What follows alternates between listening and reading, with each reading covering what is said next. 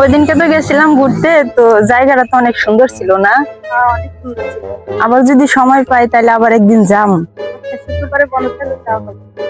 আচ্ছা ঠিক আছে। না রে, আজকে কে জানি আগত জ্বালা ফোড়া করতেছে রে, একটু ঝগড়া করতেছি না। আমার আবার ঝগড়া মগড়া না করলে পেটে ভাত হজম হয় না। ঝগড়া করবে একটা মানুষও পাই না ঝগড়া করার। তুই যে দুই হতে নেসতেছে রে, যাই ওটু হতে নিয়ে ঝগড়া করে নি। ঝগড়া করলে পেটে ভাত হজম হবে না, আমার স্বভাবে শান্তি লাগবে না। যাই যাই ঝগড়া করে আস। এ হতিন রে, সারা দিন ফিল্ডিং মিল্ডিং মারিয়ে বেড়াইস। হ্যাঁ, গ্রামটা তো নষ্ট গেলা দিলি তোরাই। এত ফিল্ডিং মারিয়ে পারিস, এত খাসুর মহিলা আমি জীবনে দেখি নেই। দুনিয়ার খাসুর সুদ্ধা মহিলা। যা ওই মহিলা দুনিয়ার ঝগড়া না থাকলেও পাই পাড়া দিয়া ঝগড়া করে, বুঝছস? হ্যাঁ লগে দেয়া হলে কিন্তু আর কথা মতো কইস না, ঠিক আছে? চল যাই, যাই দেখি, যাই কটা শাক টাক তুলে নিয়ে আসি। আজকে তো রান্না করার কিছু নাই। এই যে নেই শাক আছে, কোন কয়টা?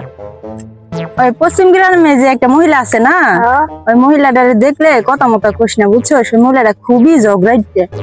ওই যে আসতেছে, দেখ, একটা কথাও কবি না, ঠিক আছে? যা কয় কব, চুপ করে থাক। যাই, কালকে যাই হোক দুই হতিন না ঝগড়া করছিলাম, আজকে তো কোনো হতিন মতিন পাইতেছি না। কেমনে ঝগড়া করবো, কেমনে পেটে ভাত হজম করবো? ও ওই যে আজকে দুই হতিন পাইছি রে। যাই দুই হাতিন হাতে ঝগড়া করে যাই আসি। যাই হাট মাখা মতো হতিন গেতে ঝগড়া করা না করলে আমার ভালো থাকতেন না। কি ব্যাপার, আজকে কোনো হতিন একটু কথা বুঝতেছে না। কথা না করলে কিন্তু ঝগড়া করে আরাম পাওয়া যায় কত দিন। হ্যাঁ যাই, কথা কিভাবে কনে লাগে আমার সে কে কি আর ভালো জানে।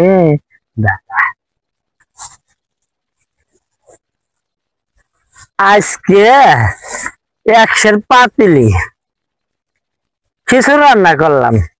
100 চাল দিলাম, 100 ডাল দিলাম, 100 নুন দিলাম, 100 হলুদ দিয়ে কিছু রান্না করলাম। কি যে মজা হয়েছে রে, মনে কর পাতিল খায়া দেই। মহিলাই কি কয়, 100 পাতিল বলে 100 ডাল, 100 চাল, 100 লবণ, 100 তেল দিয়ে বলে রান্না করা যায়? কি কয়?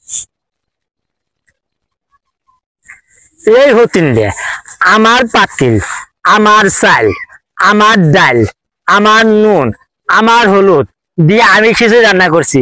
আমি যেমনি মশা এমনি খাইছি। তোকে রেখি রে হতিন রে, তোকে রেখি। হ্যাঁ তোকে রেখি, থাকবি না, চল।